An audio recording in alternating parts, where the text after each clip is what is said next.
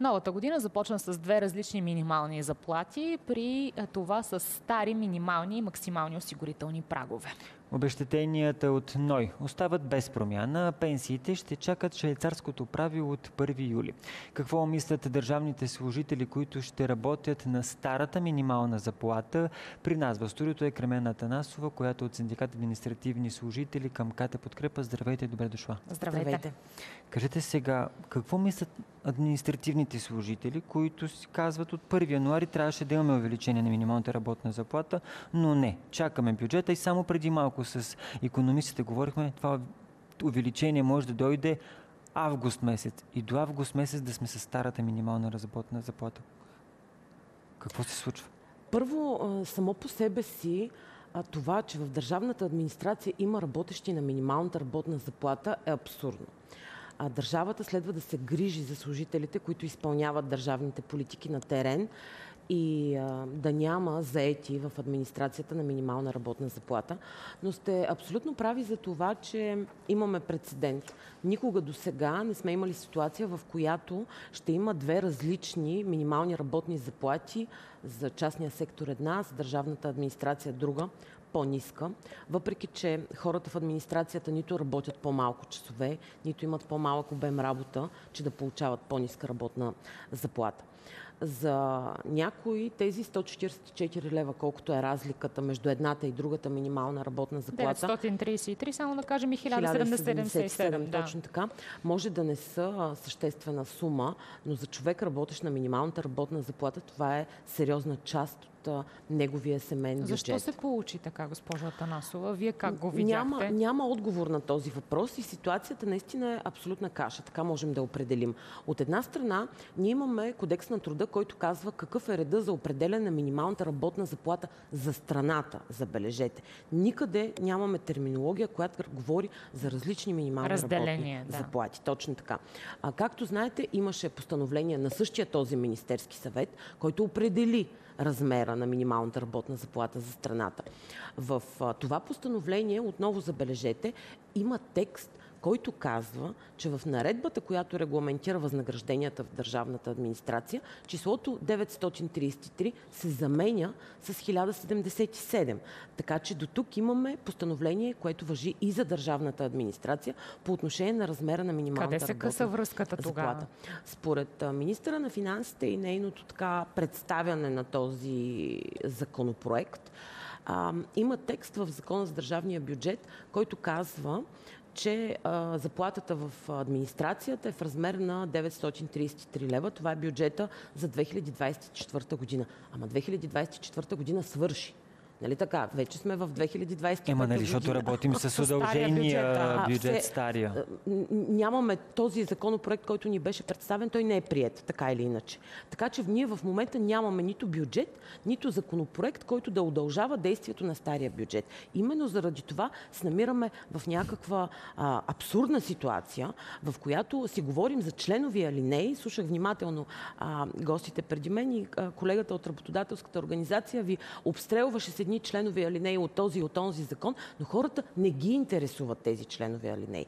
Тя ги интересуват с какъв доход ще разполагат през месец януари и как ще посрещнат нуждите си, как ще платят битовите си сметки, с какви средства ще разполагат в бюджета. Че на 1 януари сме се събудили държавните служители, като на 1 януари 24-та, а не 25-та, след като парите са същите. Да, така излиза. И това неглижиране на труда на тези хора е наистина абсурдно от страна на държавата. Не знам дали този законопроект ще бъде приет, ще бъде гледан, дали ще бъде изменян и ще се правят някакви корекции, но ние сме изпратили тези 240 народни представители в Народното събрание, за да коват законите. И няма никакъв проблем те да се стегнат малко и да приемат един нормален закон за бюджета за 2025 година, вместо да се занимават с това, кой с кой ще се коалира, къде ще се разбират и да водят абсолютно непродуктивни разговори. Те имат ролята да коват законите. Те са законодателната власт. И ги призовавам от вашия ефир да се заемат с закона за бюджета за 2025 година и да го приемат по начин, по който да отразява нуждите на гражданите и на бизнеса в тази Само държава. това ли ще гарантира изравняването на двете работни заплати, ако до този момент виждаме тези две работни заплати? Единствено и само приемането на бюджет за 2025 година може да даде сигурност да коригира този въпрос, който обаче не е единствения въпрос, който трябва да се коригира през законодателството. Всъщност, ние в момента сме в безтегловност във всяко едно отношение. Във вашето студио говорите колко ще бъде пенсията и 20 дни пенсионерите се чудят каква минимална пенсия ще вземат, защото някой някъде не си е свършил работа. И ще има ли промяна в размера? Но вчера поне си ги взеха с нормални вчера пенсиите. нямаше проблем с изплащането на пенсиите. Но притесненията остават. Нали? Самата тази ситуация в безтегловност години наред вече е крайно изтощителна за хората. И апатията ще продължава да ги обзема, опасявам се, и следващите избори няма да доведат до нищо по-различно. Действия от страна на държавните служители може ли да има в тази ситуация? Тоест, предвиждате ли някакви действия, за да кажете, да заявите не, че не е ясна вашата позиция, но да я заявите още повече пред държавата? Не само по този въпрос. Ние имахме становище и по отношение на проекта на бюджета, като критикувахме размерите, които са заложени като процент за увеличение на възнагражденията. Не веднъж и два пъти във вашето студио сме си говорили за това колко е дефектен модела на формиране на възнаграждения. Как процентното увеличение увеличава ножицата и тези с ниски възнаграждения получават по-малко увеличение, отколкото хората с доста по-високи заплати. 10% до 10% не означава 10 за всички, а и е категорично неприемливо за някои структури. Говорили сме си тук за социалните работници. В момента ги назначават на 1400 лева. Това добра заплата ли е? Колегите в Агенция по заетостта с най-ниската средна работна заплата. Има напрежение в регионалните инспекции по околна среда и води, контролен орган. Инспекцията по труда също са така доста разочаровани от предвиденото за тях. Така че опасявам се, може да се стигне до масови протести, масово недоволство и ефективни стачни действия в случай, че администрацията и целият бюджетен сектор няма сигурност по отношение на доходите си за следващата година. Това наистина е абсурдно. На минимална работна заплата работят не само колеги в администрацията и в другата част на обществения сектор и трябва час по-скоро да се намери решение на тези До въпроси. кога можете да чакате? Защото ако това, което чуваме, е удължителният закон, 3 месеца, пък бюджета да бъде приет след 1, 2, 3 месеца, търпението, колко голямо е? Изморени сме да чакаме и търпението отдавна е преминало своите пикови граници. До края на месец януари ние ще видим какво ще се случи по отношение на процедурата за приемането на този закон и бюджетната процедура, защото такава е разкрита с внасянето на проекта на бюджетите всъщност, след което ще преценим какви ще бъдат нашите последващи действия. Но отново казвам, ние комуникираме с всички ключови структури в администрацията, които членуват при нас. И колегите изказват изключително голямо недоволство. Единственото, което в момента ги спира да не протестират, е неясната политическа обстановка. Отново това, че някой може да пришие етикет на техните протести, че са политически или нещо от сорта, защото често се случва да ни обвиняват в нещо подобно, а ние всъщност защитаваме интереса на нашите членове, на работещите. Но сме така, тъй като стартирахме и една подписка за връщането на класа, която е със срок до края на месец януари. До тогава събираме подписките, защото знаете, че в администрацията няма клас прослужено време и хората там са ощетени вместо привилегировани. Това е допълнителното възнаграждение, само да припомня на нашите зрители, по отношение на професионалният опит и стажа. И придобития стаж. Точно така, администрацията от 2012 година не получава клас прослужено време и хората там губят ежемесечно стотици левове от това допълнително възнаграждение. Всеки един друг работник във всички сектори, бюджетен, частен, дори и народните представители, кметове и други работещи в държавната администрация на ръководни длъжности получават клас, а редовите служители с техните без друго ниски възнаграждения не получават. Така че ние ще стартираме в края на януари разговори с нашите членове, за да стартираме разговори и с политиците по отношение на връщането каква е процедурата за връщането? И не се ли компенсира с тези термини? Младши експерт, старши експерт, главен експерт. Това не е ли алтернативата на този клас прослужено време? По никакъв начин. Това не се отразява във възнаграждението. Аз мога да бъда младши експерт, вие старши, и аз да получавам по-висока заплата като младши от вас. По никакъв начин тези... Добре, това как е възможно? Да, как е възможно, когато... Защото... Нали, все пак говорим за някаква иерархия. Да. Говорим за иерархия и такава може би е била идеята на тази... на това законодателство, което е регламентирало възнагражденията в 2012.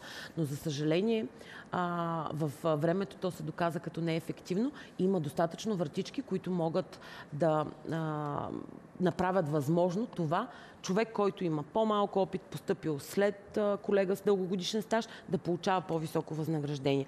И всъщност няма никакви обективни критерии, по които се формират възнагражденията в администрацията. Може би е въпрос на симпатии, на възможности. Има различни трактовки, но дори ръководител може да сте с по-ниска заплата от експерт. И има такива случаи.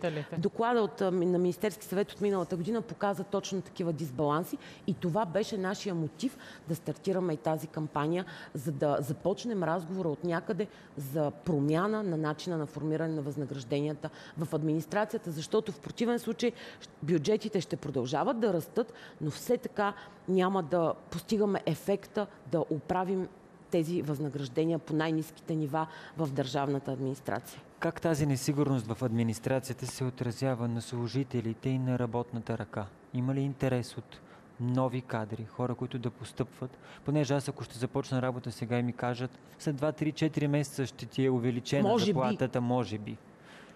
Как ще се мотивират хората? Пагубно се отразява политическата криза в администрацията, пак казвам, в последните няколко години. Това с възнагражденията безспорно е един от най-големите проблеми. Не само, че вие няма да знаете сега колко ще ви бъде заплатата след няколко месеца. Вие нямате никаква представа периодично ще предстои ли някаква актуализация. Кога ще предстои такава актуализация. Дори няма да имате идея какво точно ще работите. Защото политиците променят законите от вчера за днес и често пъти хората на гише разбират от гражданите какво се е случило предния ден и са прочели в някой вестник, че вече се отпуска еди каква си нова помощ или нещо друго се случва. Липсата на политики в администрацията, липсата на сигурност, на ръководители, които да се задържат и в крайна сметка да ръководят конкретните институции по един спокоен и предвидим начин, се отразява наистина пагубно. Няма никакъв интерес към държавната администрация. Говорили сме си 10 000 свободни места, толкова стоят перманентно. Над 10 000 пенсионери, хора в надтрудоспособна възраст работят, защото просто няма млади кадри, които искат да работят в системата. И за 933 лева или за 1077 лева. И за натоварването сме си говорили с вас. Натоварването е огромно. Скоро обиколих страната и посетих няколко наши структури. Здравната каса, огромно натоварване, контролна дейност. Те би следвало да упражняват контрол. Знаете, разходват над 8 милиарда, сега ще бъдат 10 болници и всякакви партньори. Инспекцията по труда, едва 400 инспектора в цялата страна, които трябва да упражняват контрол на над 400 хиляди фирми и работодатели. Регионалните инспекции, пак казвам, по околна среда и води, огромно натоварване, малко хора. В кадастъра не им стигат 20-30 човека, искат да им увеличат щата, защото просто не смогват и гражданите не са доволни. Не защото някой не си върши работа, а защото просто няма кой. Да върши, те са толкова огромни дисбаланси. Огромни дисбаланси във възнаграждението, които действат демотивиращо на хората. Госпожо Атанасова, извинявам се, че ви прекъсвам, но тогава как приемате това, че доста често държавните служители са недолюбвани, критикувани по най-различни въпроси? Да, приемам го като умишлена стратегия на част от политиците, които в предизборна кампания много обичат да хулят държавната администрация и да пускат в публичното пространство абсолютно неверни, да не кажа лъжливи данни по отношение на числеността. Точно за свиване на администрацията се говори много често. Ами да, защото се появява някой политик и казва, администрацията е 500 000. И естествено... Трябва да се свива. Точно така. Ние ще урежеме, ще реформираме, ще оптимизираме. Това са любимите думи. 30% се въртяха много дълго време за урязване от всъщност администрацията е 100 000 души, което няма нищо общо нито с 200, нито с 300, нито с 500 000. Всъщност, работодателските организации и бизнеса често казват, заплатата в държавната администрация е по-висока от частния сектор с няколко лева. Да, така е, но в администрацията няма една стотинка сива икономика. не трябва да забравяме, а имаше данни, че в някои сектори, като строителство и туризъм, например, сивата икономика е 40% или над 40%. Така че администрацията и работещите там се използват абсолютно популистки от някои политици, за съжаление, именно с такива цели. Да настройват обществото и така да създават проблеми. Разделя и владей, не ми се иска да го казвам, но солидарността между работниците трябва да съществува на всички нива. И ние трябва да уважаваме служителите, които наистина работят в интерес на обществото. Защото ако и те абдикират от работата си и сме в подобна политическа ситуация, аз не виждам как ще получаваме пенсии, помощи, кой ще се грижи за целите тези процеси в държавата. Така че уважавайте държавните служители. Те са на терен, за да ни помагат. На финала, колко сериозна реформа ни трябва в администрацията, за да нямат тези твърдения? Дават се пари на калпак, на хора, които не са на терен, стоят зад едно гише и взимат същите пари, като онези, които студуват, които са навън и така нататък.